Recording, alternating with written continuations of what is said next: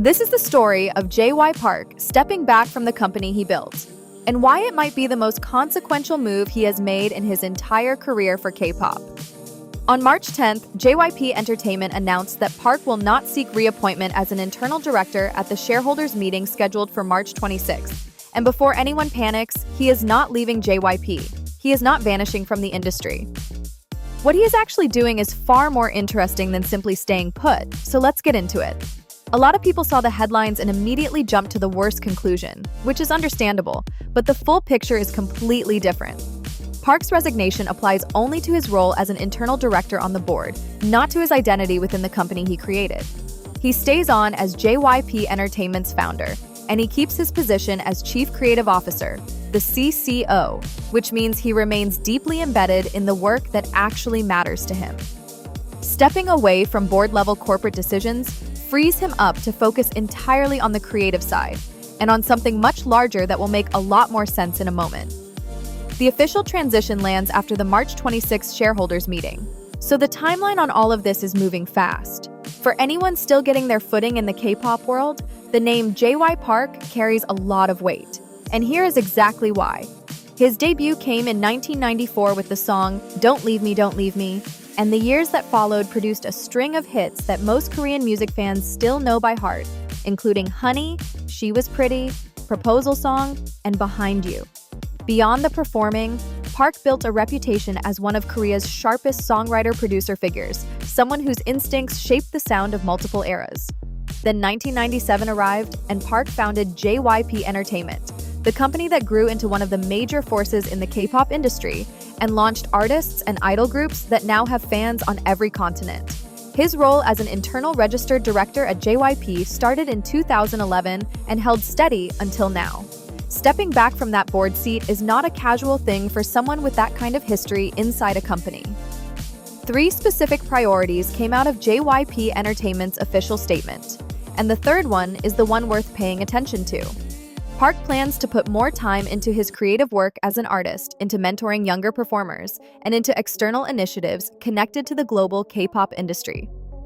That last piece is where the real story lives, because back in September of last year, Park took on the role of co-chair of the Popular Culture Exchange Committee, a presidential advisory body operating at the government level in South Korea.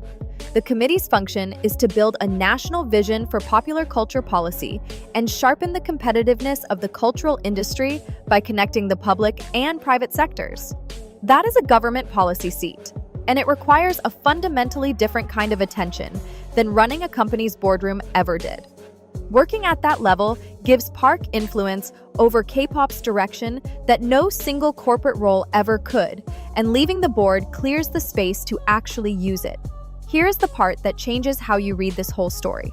During a recent appearance on a television variety program, Park disclosed that he turned the Popular Culture Exchange Committee position down for 3 full months before finally saying yes, 3 months of declining a presidential advisory role before reversing course entirely. His explanation centered on the future of the K-pop industry, and the reasoning he gave was specific. Initiatives at the national level are simply out of reach for any single company, no matter how large that company gets.